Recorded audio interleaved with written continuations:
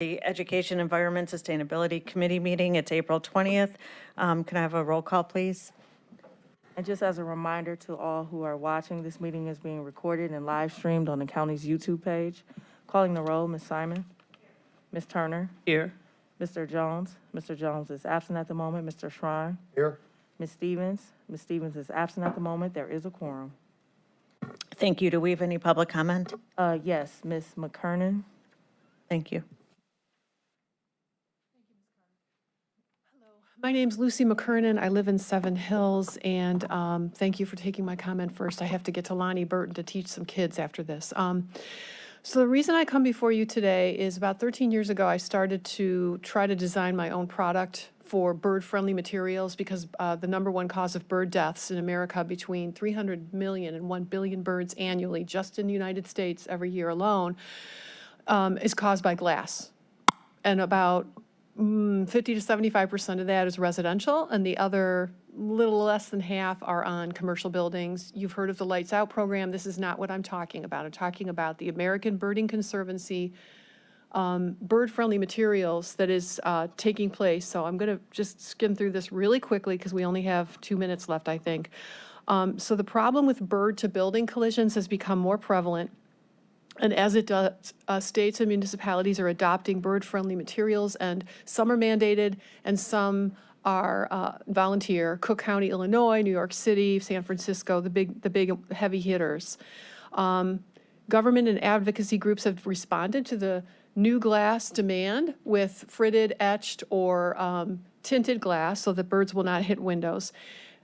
I would ask that council, and I know that I'm kind of putting you on the spot a little bit here, Ms. Simon. When I called into NPR last week and you were on the radio talking about the plastic bags, I called in and I asked you what, would you do to stand behind soon, like in a concrete deadline way, what would be done by council to retrofit existing county properties with bird-friendly materials and to require new buildings have bird-friendly materials, but specifically according to the American Birding Conservancy guidelines. It used to be 2x4, now it's 2x2, because hummingbirds, either vertical or horizontal, retrofitting materials or etched, it has to completely cover the outside of the surface of the glass.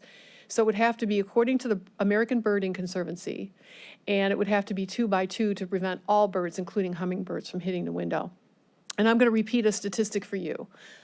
Dr. Daniel Clem and some colleagues and other birding groups there's a consensus in agreement about this in the scientific community and the Ornithological Society, is that on the low end, it's between 300 and some million annually and 1 billion with a B, every year in the United States alone hit glass and die. Yes, some of them are attracted by lights into the downtown areas, the concrete jungles.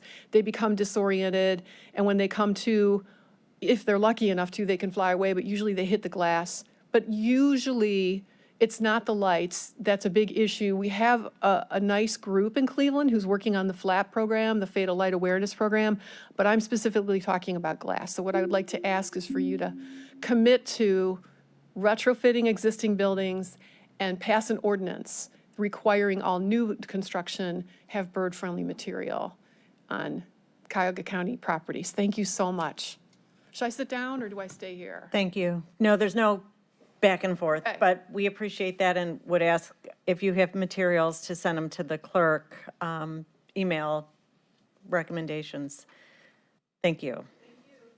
Okay, we have minutes from March 30th. Can I have a motion to approve the minutes, please? So move. Second? All in Second. favor? Aye. Aye. Minutes approved. Okay, we have one matter to start with today, a resolution 2022-0083 regarding College Now. Can I have that read for the record? And also I'd like the record to reflect that Council President Jones is in attendance. Thank you. And Madam Clerk, I also want to excuse Councilwoman Cheryl Stevens from committee today. She was not able to attend and want to make sure that's on the record. Resolution number 2022-0083, making an award to College Now Greater Cleveland in the amount of $500,000 from the Cuyahoga County Educational Assistance Fund for Component 2 of the Cuyahoga County Educational Assistance Program. Thank you. College Now.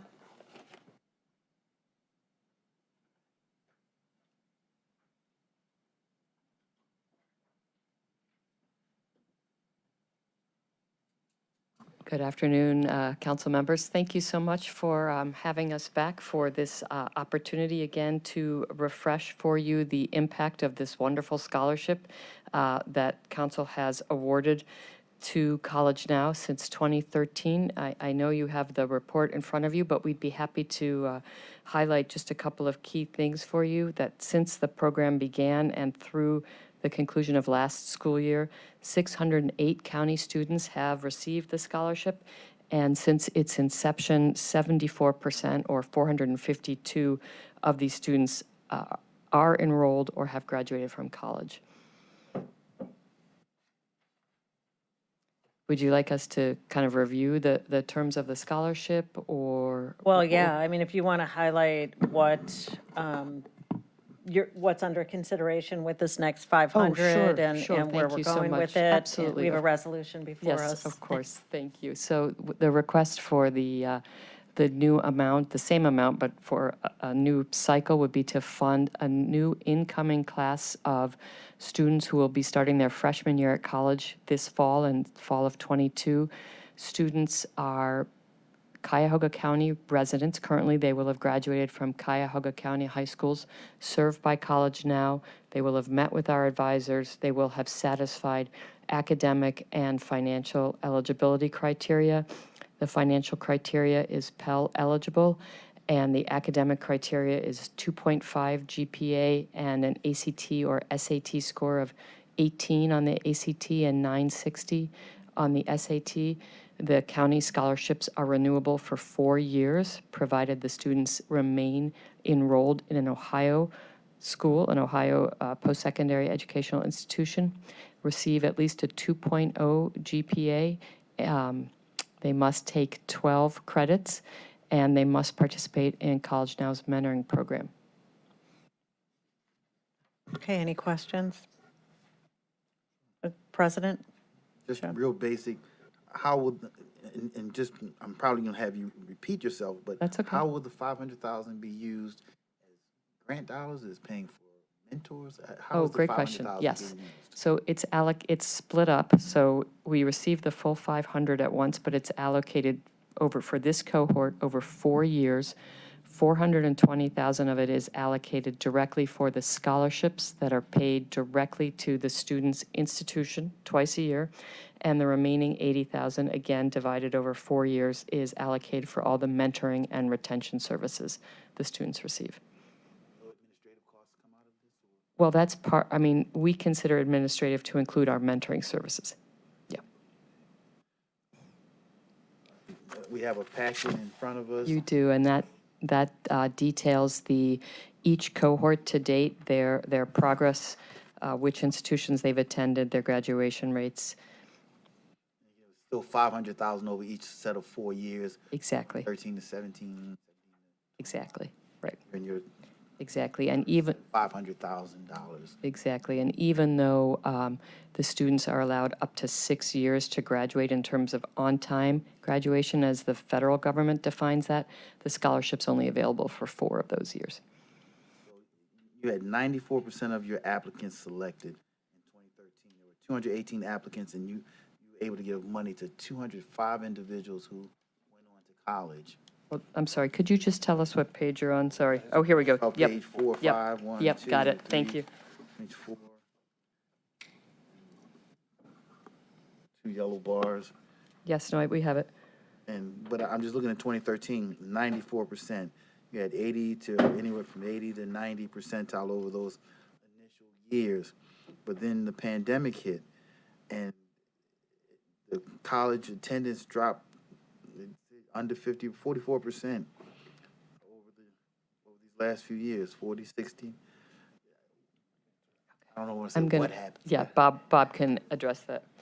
Yeah, Speak to it. this isn't actually the number of students that enroll. This is the number of students that College Now is able to award scholarships to. So you'll see the scholarships awarded have stayed similar. In 2019, you guys expanded the eligibility from county to statewide, so they could go to any school in the state. So that, if you see, it really increased the population of number of students that were eligible to receive this scholarship. So there's a reduction the percentages is lower because there's more students, because they had more colleges they could choose to go to. So are you saying when it came to awarding, even at 94%, you awarded 205, that looks like 216, I'm just looking at the numbers. A few of them are over 200 in actual awards. The way that number hasn't really changed, even though the pool enlarged. Help me to understand why you were able to award anywhere from 200 to 250 over these last few years, even though the numbers, why were you not able to maintain those high percentiles of 90% Well, applicants? because it's a finite amount of dollars, so we have the same amount of dollars to award every year. If we had more money to award, we would award more students. So it's sort of consistent every year. We award about the same amount of students every year, unless we get, I mean, prior to this scholarship, it was 75 fewer students probably would have been awarded. So this allowed us to award roughly 75 more students a year. Okay. How did that impact the mix of applicants? How did it have any impact? Now you have 500 applicants. Before you only had 200 applicants and gave the 200 individuals. Well, we still probably had similar amounts of applicants. Actually, applications have gone down the last few years because of COVID. But I think the expansion in the number of applicants appeared here was because we expanded the eligibility from kids having to attend a Cuyahoga College. There was fewer students there than when we expanded it to the whole state of Ohio. There were more students that wanted to, or that were able to apply because they could go to other schools, because not every student wanted to go to the county high schools. Last, does this grant cover just a portion of their college expenses? Yes, yes. Books, or does it go to books? It goes to any cost of attendance. So if a student has a tuition gap, it would go towards their tuition gap. If they have a room and board gap, it'd go towards their room and board, or books, things like that. So they can use it for any approved cost of attendance expense that the college puts towards them. And now they say yes to Cleveland is in place, and they are sending every kid that wants to go from Cleveland to college. Do you complement that? Do you not work with the same students? If they get one, they can't get yours? No, they can get both, because Say Yes to Cleveland only covers tuition after Pell and OCOG. They still have gaps for those same costs, those room and board gaps. So students that went to CMSD and do qualify for Say Yes could qualify for this one as well. Can you break this out as far as how many were actually Cleveland residents? And We could. We didn't do it on this, but we could let you know how many are Cleveland got a residents. sense off the top of your head how many you I think is? mean, this is just, I think typically we're right around 50% of our overall scholarship recipients are Cleveland students, so I'm guessing it'd probably be similar in this cohort. But I don't know that for sure. I'd have to break that Okay, down. Thank you. Councilman Schron. Thank you. I noticed in 2018, 100% of our students went to Cuyahoga County schools. At least if I'm understanding your sheet correctly. Yes, that is, Then we changed the rules, and now only 50% of our students go to Cuyahoga County schools in 2019. Now I look at 2020, and $3 out of every $4 is going outside of Cuyahoga County with Cuyahoga County dollars. Is this an improvement for Cuyahoga County, for our students, and to help support our educational program in Cuyahoga County? It seems to me that when 3/4 of our dollars are leaving the county, that we as taxpayers, and you call it College Now of Greater Cleveland, we don't call it College Now of the state of Ohio. no, It's disappointing to me to see how much this has actually changed the demographics from a Cuyahoga County program to now say that $3 out of every $1 leaves Cuyahoga County and goes to a school outside of Cuyahoga County. I will answer the question, Chair, Mr. Schron. You've sat Well, through all I these asked the question. meetings. No, I'm going to sit here because we've debated this for years, and you're disappointed. Well, I'm elated, because this program is centered around the students, not around dollars in Cuyahoga County. The purpose of this program is to empower students, to make sure that they can reach their potential, not to trap them in a program perhaps that they're not able to achieve with passion. This is around students. So yes, we empower students that live in Cuyahoga County. We're not here as an economic development tool to make sure that Tri-C and Cleveland State are enriched. I'm here for the students. So I'm elated to see that these students can get a music degree at Oberlin. They can go to journalism school at OU, they can go to Kent State for design. So not every student should be forced into a program for which they're not either have a proclivity or have a passion. That's why we've debated this for years, and I can tell you that this is exactly where we needed to land, and I'm very glad to see that the students are going to be empowered, because that's what we want. And you could speak to the students coming back to Cleveland with a degree in hand and actually can work here, and I'm sure you can speak to that. Thank you both for your comments. I would sort of try to thread the needle, but I think our personal feelings align with the councilman's, but I would like to also share with you, Councilman Schramm, two things. Many of the schools are just outside of Cuyahoga County, and so it's possible students are still living at home. For example, Kent State is a good example. And so they're still keeping dollars, they're still living with their families in many instances. So there is still money staying here. But I think even more importantly, as the councilwoman is suggesting, lots of students return in large part because our mentoring program is based out of Cuyahoga County, and most, not all, but most of our mentors are working for companies in Cuyahoga County. They themselves are based in Cuyahoga County. So our students, regardless of where they're going to college, are establishing more relationships with adults from Cuyahoga County, getting exposure to careers here.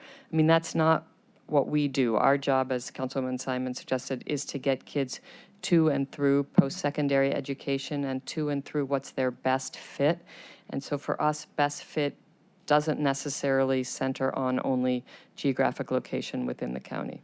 You took the microphone for 6 years when this program was put in place, and I asked the specific question: were there enough dollars to support exactly what Ms. Simon said that did not have to come from Cuyahoga County dollars? And the answer every single time was yes, there were enough dollars. And the dollars could be used for nothing but Cuyahoga County schools, which is what was done for the first 6 years of this program. Mr. Strawn, you're being disrespectful. No, I'm not. You're I'm being asking- argumentative, and you're being unnecessarily combative with our College Now that's been professional before this body for years. And because you don't like the result of students being empowered, then I'm sorry that you have to be combative with our speakers. And cross-examining them is not appropriate in this forum. I'm not going to have that in this committee. If you have a problem with students being empowered, you can say that. But to sit here and cross-examine them about some issue that is past, we can move on. I'm not going to sit here and have you debate these people in front of us. If you think you can answer the question, go ahead. I'm not sure what the relevance was, that somehow. The relevance was, and I apologize if my tone was perceived as cross-examination, it was merely to go back and refresh what was said in regards to the record. And we can go back and listen to the record in regards to it.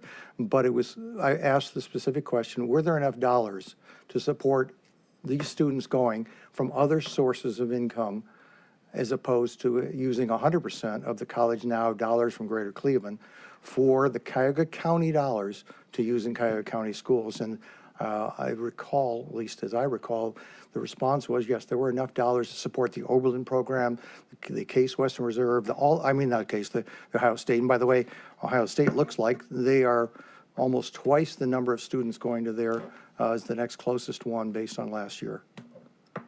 Yeah, I don't think we would ever say, because we've never funded 100% of our students. We've always been like 30 to 40%. So I don't remember us ever saying that. I do think we, at the time, said we could fund all 75 with students in the county at the time. That's correct. That's right. Yeah, Yes. yeah. But that still means there are other students that weren't getting funded in other areas. When you opened it up to more students than just the county, it allows academically strong students to be considered for a scholarship that they weren't originally accredited for. So they can go, hopefully, go to a college where they can get the best education and hopefully bring that education back to Cuyahoga County once they graduate.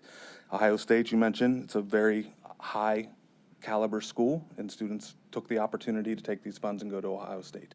So by at least the understanding of the math, then, we could have funded 100% Cuyahoga County students. They just didn't make the cut as far as, so we funded a student, some other student to go to Ohio State versus a student no. going to Ohio? Is that what you're saying? Oh, no, I think there's a misunderstanding. So the student based on our dollar was enough to get them to go from a school in Cuyahoga County to go to Ohio State? Could be that. It could be that decision-making, but there's a ton of reasons why a student chooses to go to a different school. This scholarship, yes, could have been the difference between them going to Ohio State or going to another school that was more affordable for them, but this scholarship hopefully opened a door for them to go to the school of their first choice, where they can get the academic credential that they were looking to get when they graduated college or high And school. the amount of dollar award was how much to each? $1,750 a year. So that made a difference to go to Oberlin, which is probably $60,000?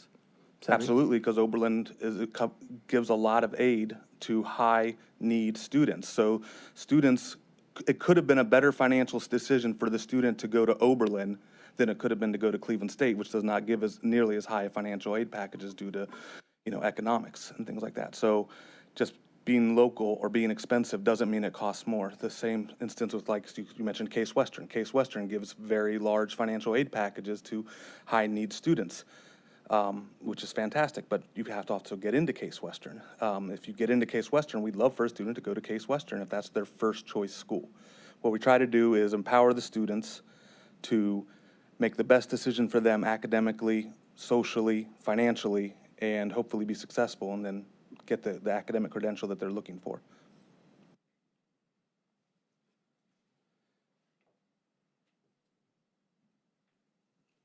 Are you finished, Councilman Tron? Yeah, thank you so much. Thank you. Very grateful to the This debate has been going on long enough. I will make a motion to refer this to the full council with the recommendation of passage. I guess, do we need a suspension? I don't think we do. This is June. It is May. We try to just let students know if they get the scholarship by May 1st, because that's decision day. Okay, with a recommendation of passage under suspension. Do I have a second? Second. Thank you. All in favor? Aye. And you can add my name, Councilwoman. Thank you. No. Any opposed? No. Thank you. Thank you. Okay, thank you so much. Now we have a presentation from Madam Clerk. Can you tell us who's going to be presenting on the issue of John Marshall Law School and its name? We have CSU Law School. Students Against Marshall, is that correct? Thank you very much.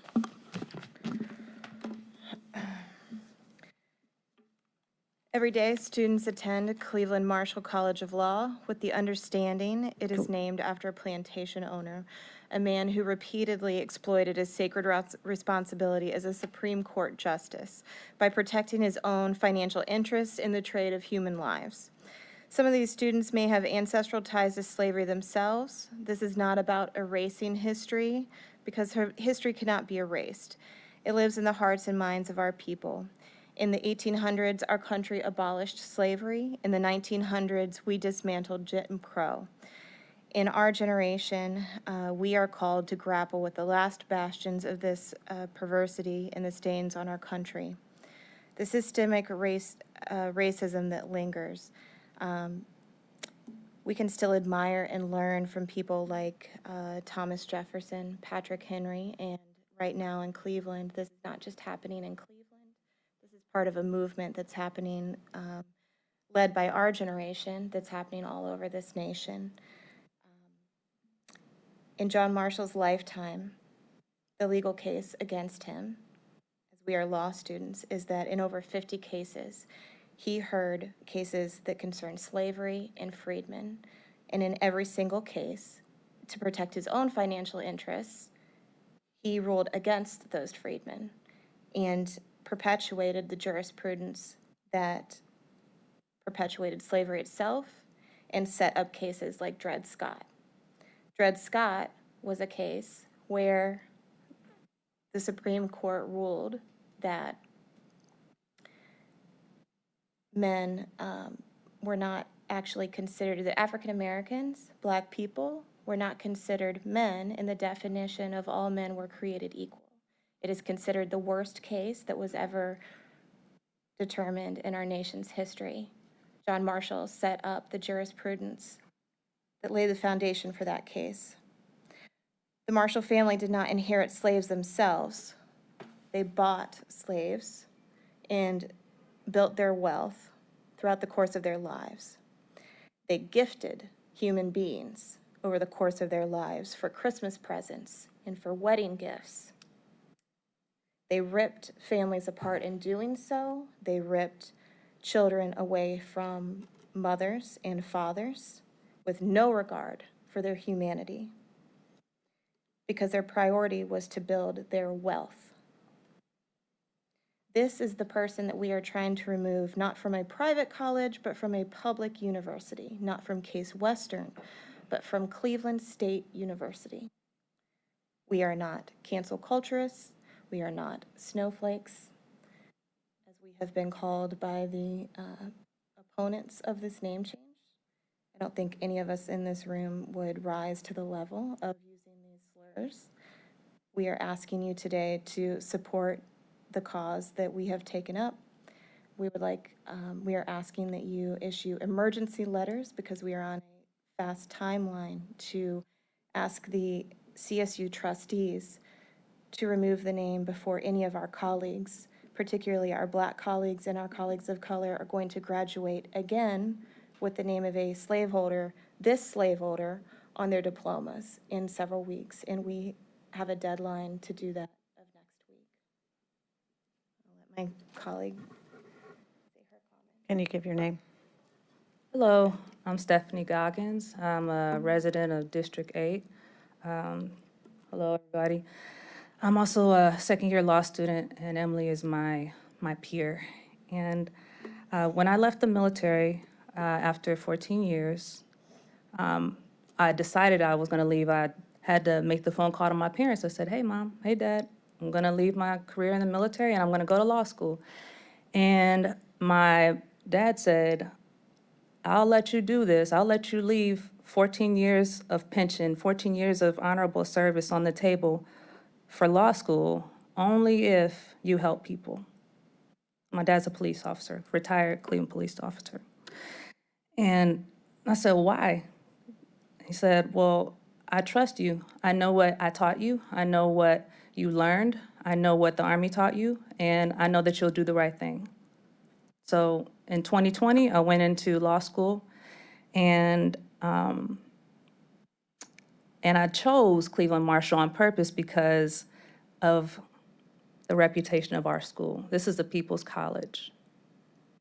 No offense to Case. I know you're a Case grad, ma'am, but this is the people's college.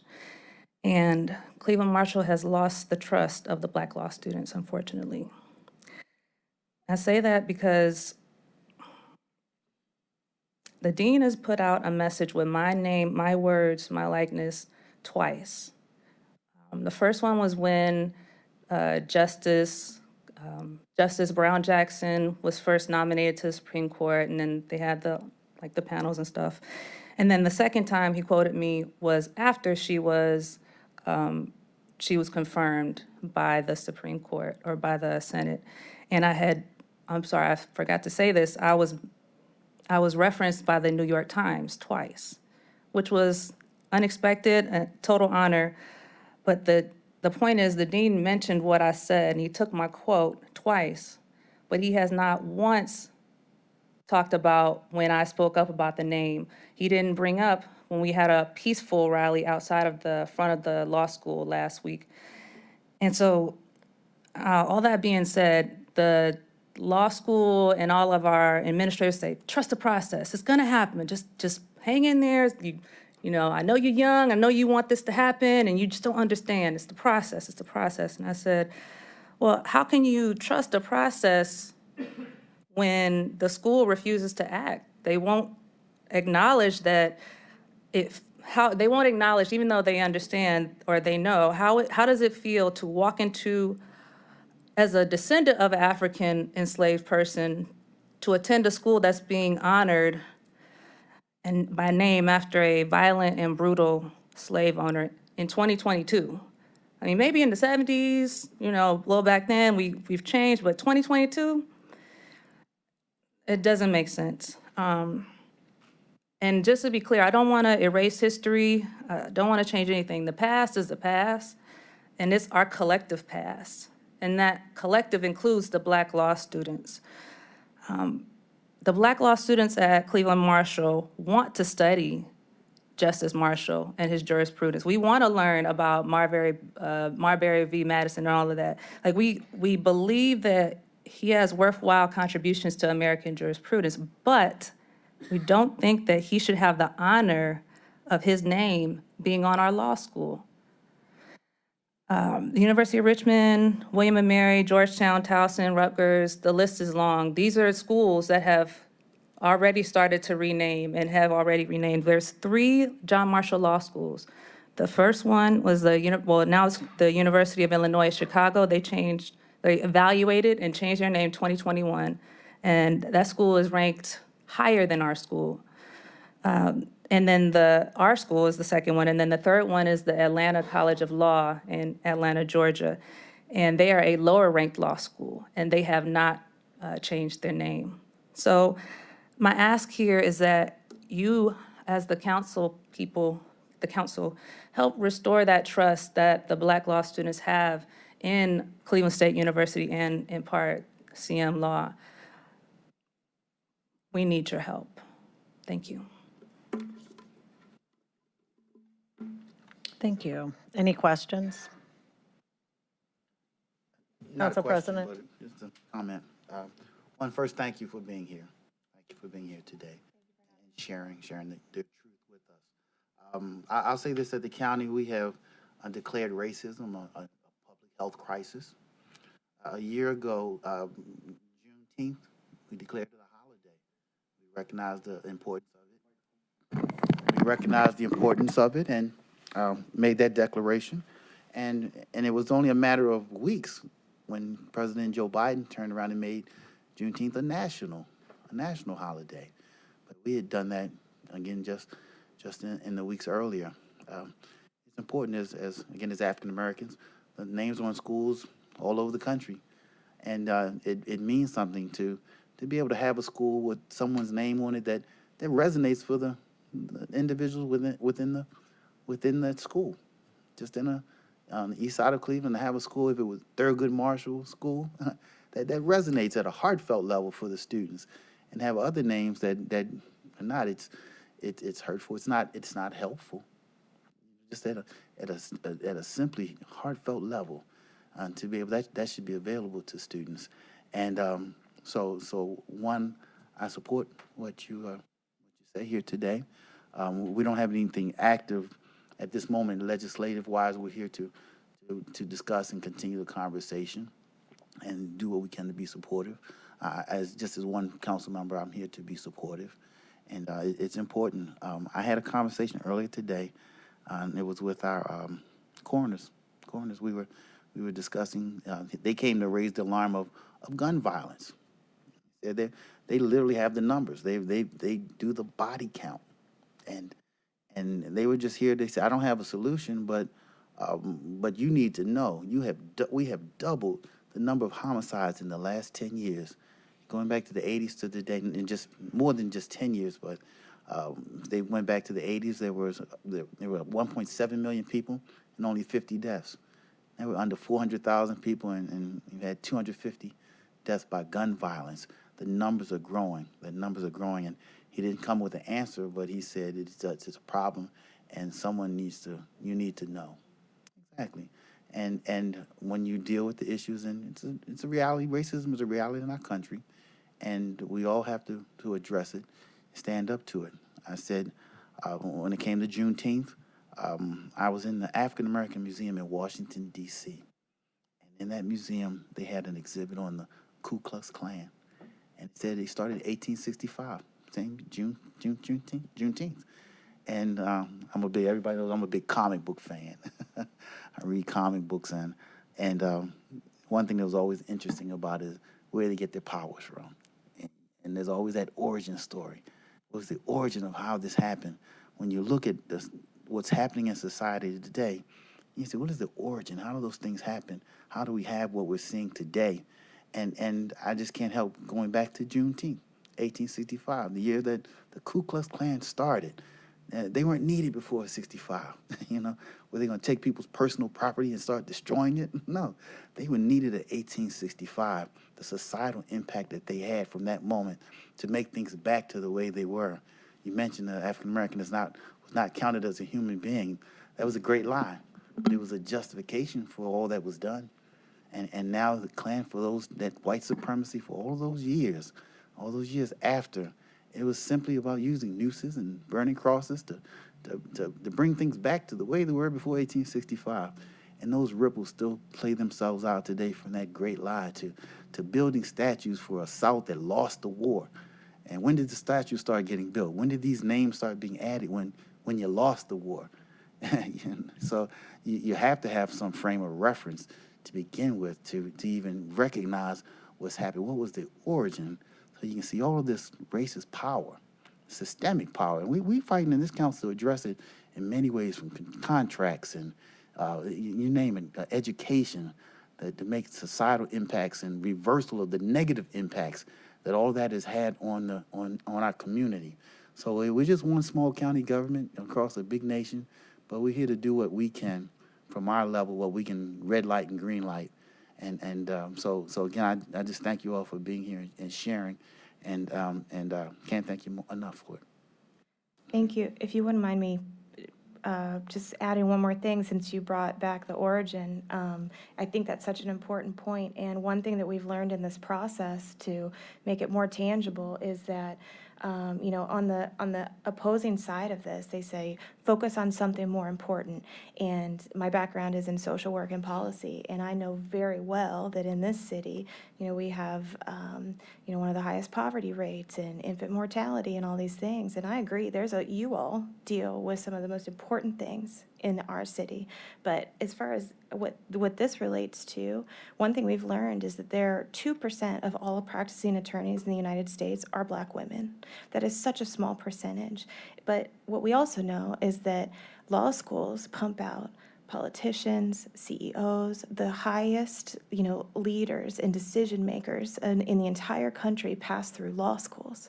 And so that means that we have the smallest amount of representation of Black people and people of color get started through law schools. And if you have something like this at a public law school, that disenfranchises a whole group of people right there. So I think there's systemic reasons, like you're saying, that you know, there is such a small percentage. I mean, this is just one of them, but this is something that we can easily take care of. Removing a name, changing a name to enfranchise, you know, people of color and disenfranchised people. So I thank you for bringing that up. Madam Chair, if I may. Councilwoman. Good afternoon, ladies. Since we were talking about origin stories, I just wanted to share something. As a member of the community, I remember when you all declared racism as a public health issue, and I was so excited as a constituent, and I felt like we were really turning a corner and things were really trying to, you know, change for the better. As an African American, as a woman, I would be remiss if I didn't acknowledge Stephanie here is a member of my sorority, Delta Sigma Theta Sorority Incorporated. I'm so proud of you. I've watched you grow from the military to coming back home and serving our chapter, the Greater Cleveland Alumni Chapter, on the Social Action Committee. And after your presentation, I think it was last week, I reached out to you ladies immediately and offered my support in whatever way that could be possible. I just wanted to say to you that those 22 women on the campus of Howard University on March 3rd, 1913, who marched in the Women's Suffrage March for women's right to vote, after being told that they could not participate in that parade, would be so proud of you right now, because here you are trailblazing as they did in their day. So I just want to offer my support. Thank you for your courage. This is a scary endeavor. This is uncomfortable for some people, but it is necessary. So I'm here to just let you know that I support your efforts. Okay. What is the opposition? I asked you to provide me with the opposition position. Yes, so we would have been happy to bring somebody to speak with you today about that, but I'm going to be very honest with you that, it is everyone's, I am a student of history myself. I am also a big fan of graphic novels, historical graphic novels, but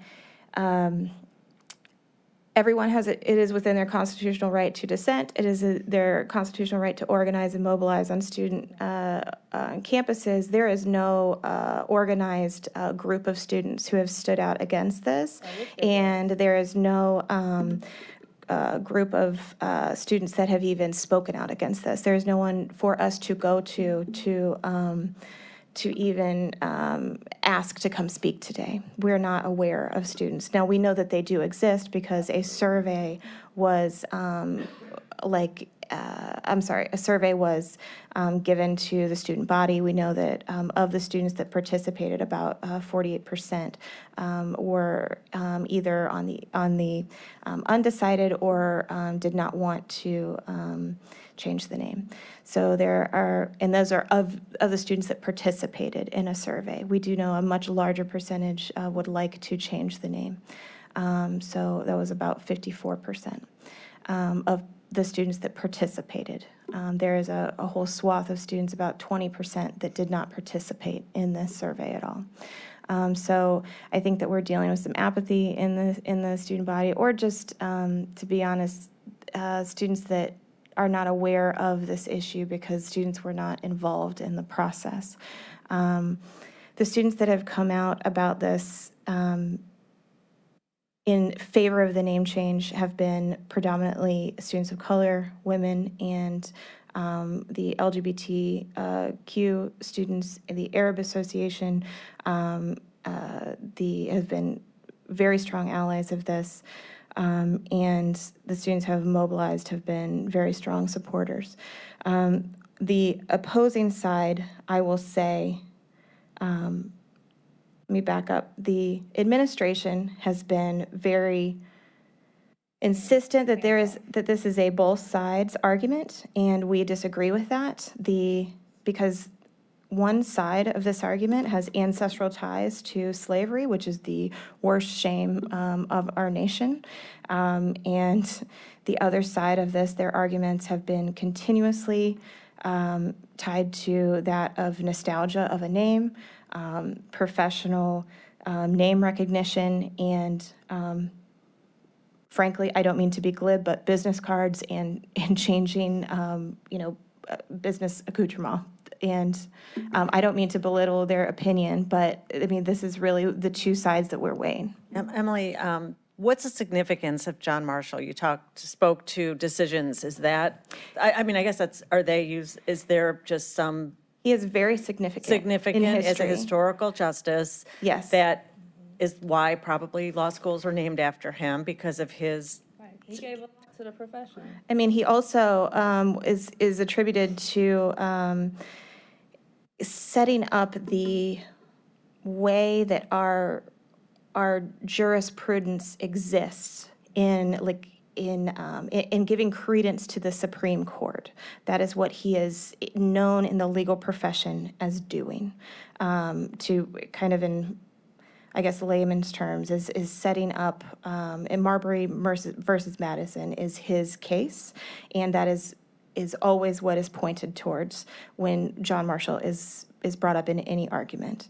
The Supreme Court did not have, when the Founding Fathers set up our country, of the three branches, the judicial branch did not have much power, and because of John Marshall's interpretation in this particular court case, in his interpretation, and what is considered a genius interpretation, he gave the Supreme Court the power that it has today, but also the jurisprudence that came after it is what really gave us the power that it has today, which is significant, and it needs to be studied. And like Stephanie said, law students need to understand this. We just argue that it needs to be, like many things, needs to be understood in the history books and in context and in, museums and such. So we, again. It's not hurting people. Yeah, we don't need to be, the problem that we have is the honor that he is given. Because when you honor someone in a building, you are saying to everyone in that institution that you should strive to be like this person. And we are also saying that there's a John Marshall High School, there are John Marshall Elementary Schools, and you are telling those children in these schools that you need to be like this person. This person owned human beings. This is antithetical to justice, is antithetical to America, and that is what we have an issue with. This is not erasure. I hope that answers your question. Councilman Schron. Thank you, Madam Chairman. And I guess you hit on the salient point. Without John Marshall's decision of Marbury versus Madison, we probably don't have any of the major constitutional decisions that have taken place since that time, because that's the foundation upon which every one of those constitutional decisions was based upon. At least it's my recollection of Marbury versus Madison became the foundation. And I guess he was also the longest sitting Chief Justice of the entire United States Supreme Court for the entire history of the United States. So is there anybody that could do a bad thing and still be recognized by you? Absolutely. And I don't think we're saying that he can't be recognized. Right. To the We're point saying- where his name could be on a building? Not to be on a public state law school, I think that is counterintuitive to what you want us to talk about justice. It doesn't balance. You I'm cannot, not- yes, that's, to answer your question, yes, you cannot own a human being and be on a building. There's no contribution that you can make to this planet, and that is, if you cannot unbalance that. You So the can. name Washington should come off every building. I believe that of all of these students, I think this is the argument that we run into quite often, is that we are saying that, that folks are saying that, well, there's a slippery slope, Yeah. and where do we end? everything. And to be honest, We're I not saying think, that. I think that we are grappling, like we said, our generation is taking all of these past sins, and we want to really slow down and reject these reductive arguments that are, we are capable as a society of taking that exact argument and taking it step by step, person by person, because everyone's story is different and complex. Washington's, Thomas Jefferson's, Marshall's. They're all different, and we need to take them step by step and not reduce them to any sort of political buzzword, and also to make sure that we are being careful combing through and seeing where each one goes and seeing the impact that it has, and then also making sure that we are taking care of their history. And if we need to, if they go into a history book, or they go into a museum, or they go on the name of a building, we need to be careful about it. So, I mean, we're not particularly dealing with Washington right now, but I think we'd have to consider that separately. Okay, but I think your operative words were right now. So it sounds as though you do have an agenda.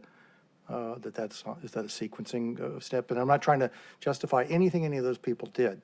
I'm only trying to balance, as you indicate, in life we balance, and obviously the scales of justice have a blind woman holding a scale where the scales are tipped, and they're sitting there teetering on facts on both sides. And these are tough questions that obviously that we're all wrestling with. Does the good of any one person outweigh the bad? And the answer is the bad is still going to be the bad. We can't undo that piece of history, but you can't also undo the good.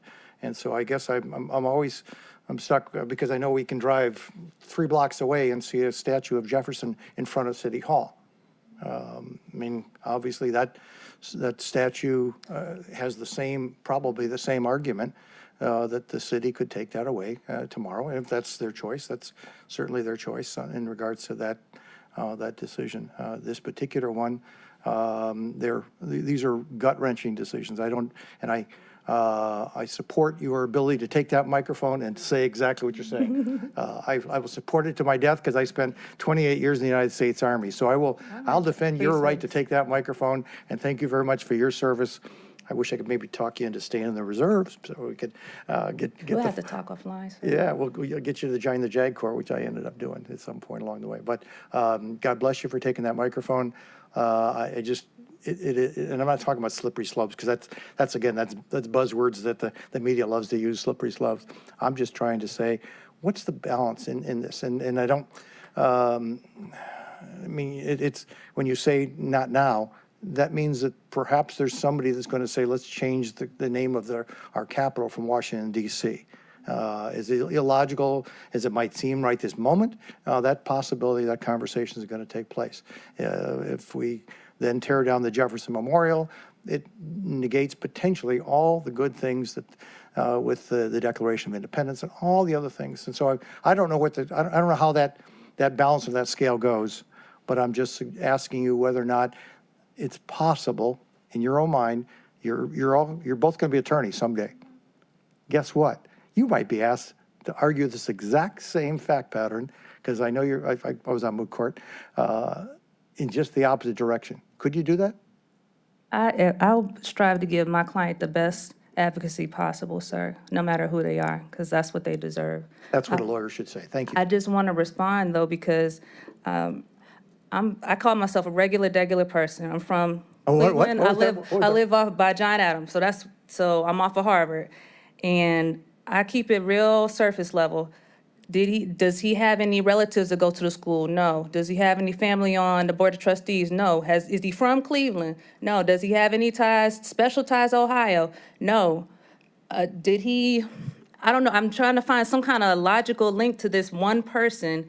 It's almost like there's other people we could name the school after. That's not the point. It's the Professor Paul Finkelman, I think his name was, president of, I can't remember the name of the school right now, but he said, we honor people, we put people on names on schools because they're better than us.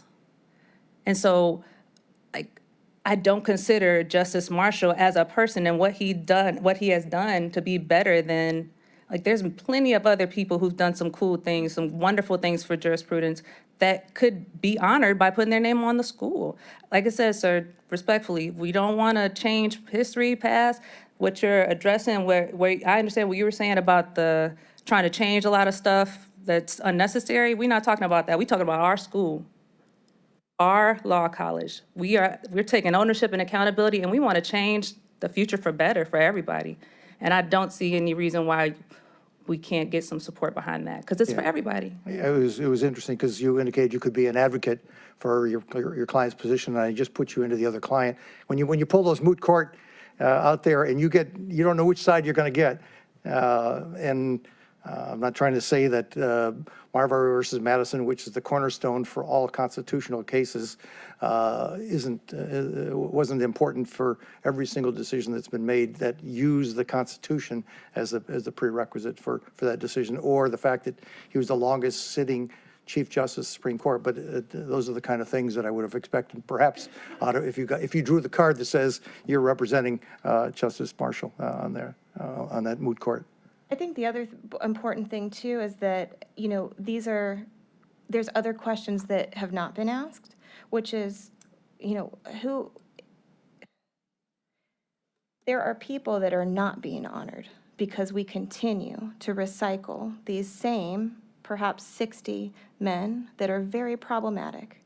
Have you ever heard of Polly Murray? Have you ever heard of Judge Jean Capers.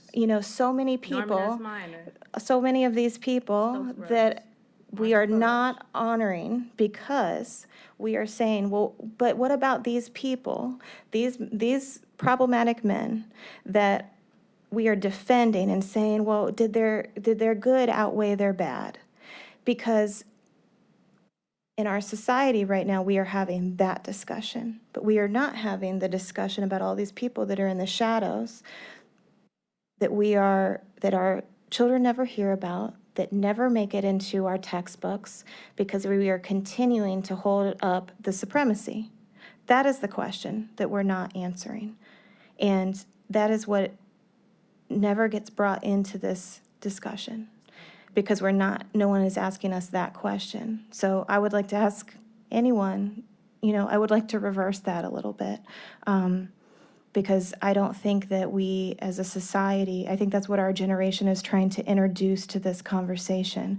We would like to say, you know, why are we continuing to have this balance scale when we have this entire group of people that did these incredible things, that stood up to the powers that be when it is so hard? We don't have to erase these people. And I personally, I do have an agenda. I'm not going to stand here and say that I don't. I would be perfectly fine with the Jefferson Memorial because he did actually rape slaves. He also was one of the founders of democracy. We can have duality. He did both things at the same time. I would be perfectly fine and morally sleep fine at night with taking his name off of that memorial, having him in the textbooks, studying his contribution, but not honoring this man. That is an acceptable solution to that problem for me. And so I want to reintroduce a third alternative instead of just constantly thinking in this binary. So that is my answer to that question. And the luxury of today is we don't know what 20 years or 30 years or 50 years of history might do to any of the names you're suggesting today. I'm not saying that any of them are bad names, but the reality of it is that 20 years from now, 50 years from now, 100 years from now, we might know different things. And so That's my children's problem. okay, thank you. Sorry about that. Yeah, my point is that after the fact, after recognition, it is always a challenge to figure out what should be done from a decision that was made or 50 years ago to today. Thank you. Thank you.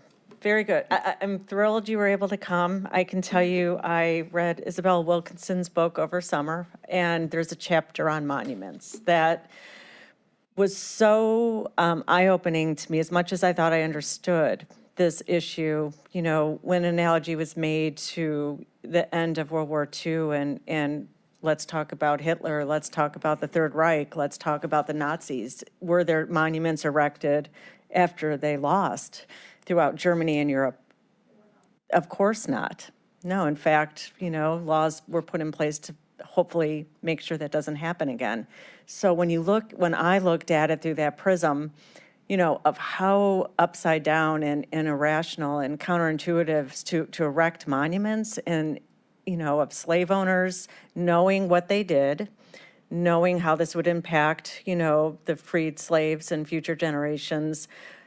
It was just really, really eye-opening for me, even though I thought I understood. So there's so many levels to this that's why I really wanted you to come in and talk about the permeated levels of how this impacts society today. History's fluid. I mean, history and the view of history and society changes. We're not stuck in a concrete monument. You know, the school name doesn't have to be there forever.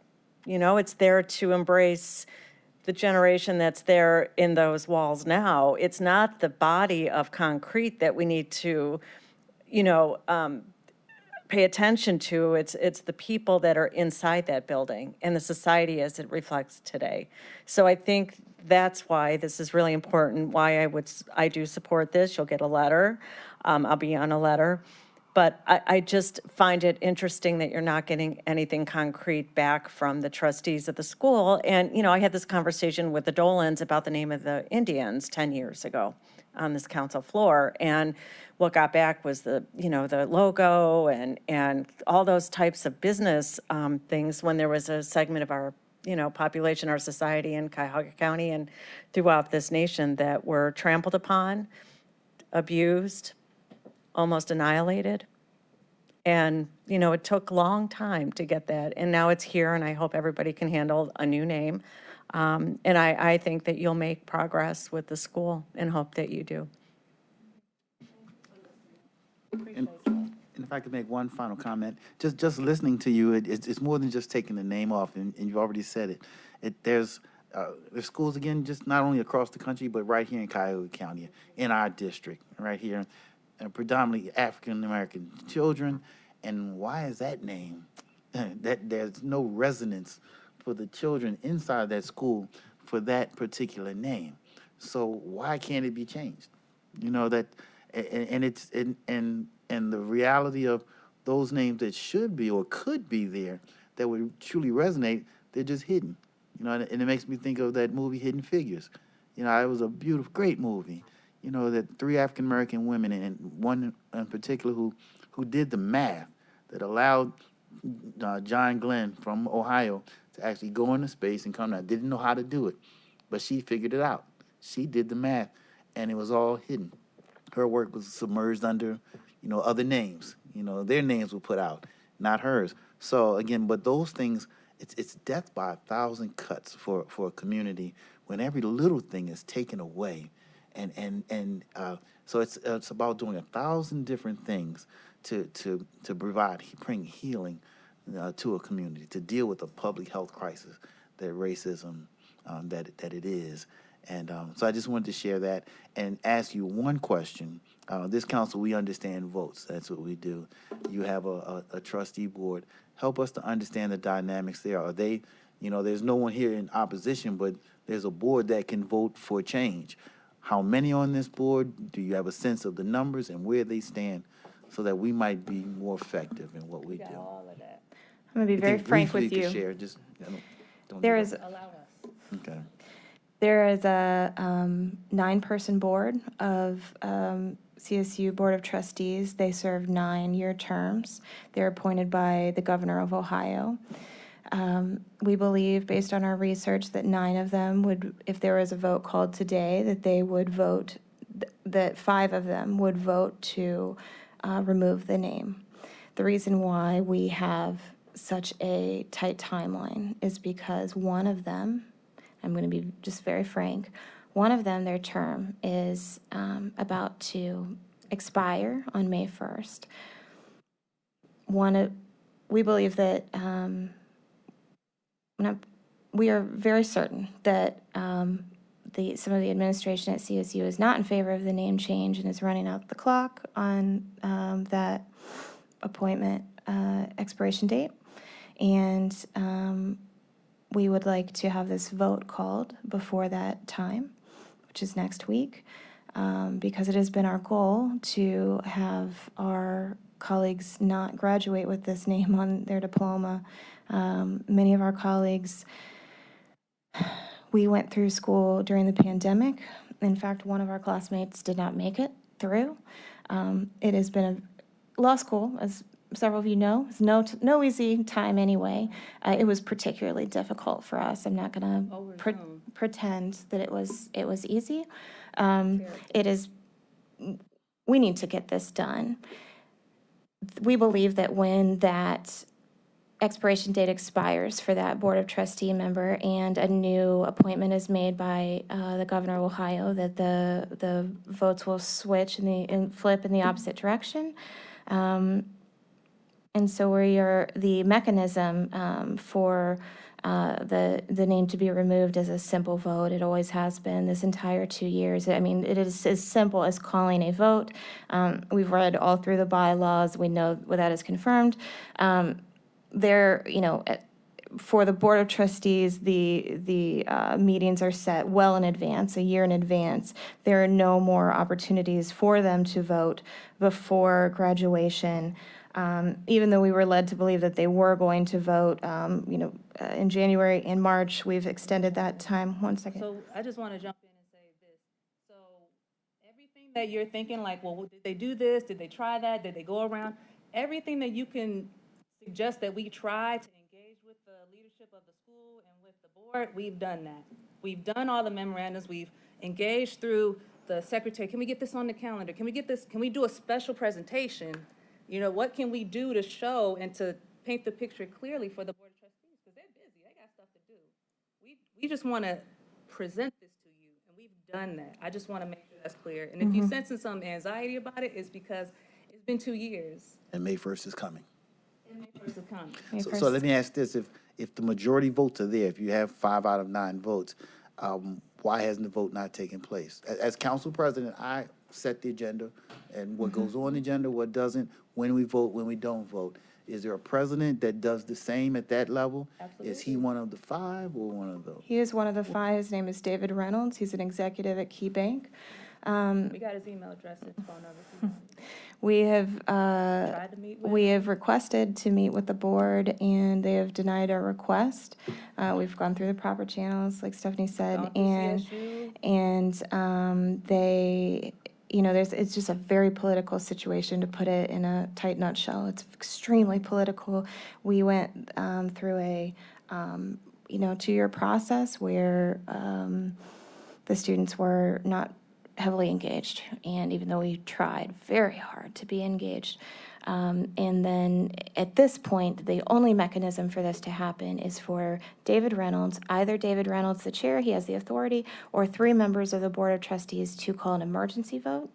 So the vote needs to be called, and then the vote needs to be taken in a favorable manner. So without giving your presentations and trying to educate, it appears they're all aware, I would imagine. Very. Let's understand, if you have 5 who are for, and why have they not? Let's start with your supporters. Why have not the president, if he's one of the allied 5? We not believe. Put it on the, you believe, okay. So obviously you need to know if the 5 votes are there. Said, like, the board as a whole doesn't want to change it, the school doesn't want to change the name. That's what it says to me. If they're not even willing to talk about it or acknowledge it or discuss it. Okay. Not saying nothing, it's saying something. Okay. Not saying something is saying something. We can end on that note. But thank you. You'll get some letters, and we'll get to the right people. Thank you so much for doing this. Yeah.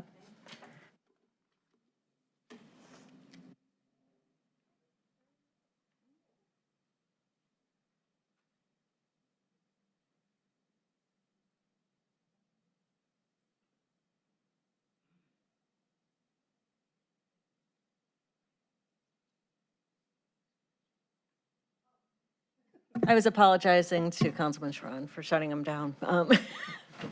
But, all right, we're going to adjourn. I don't have any much miscellaneous love on this business. council. Pardon me? No. Okay, great. We're going to end the meeting. Have a good day. Thank you.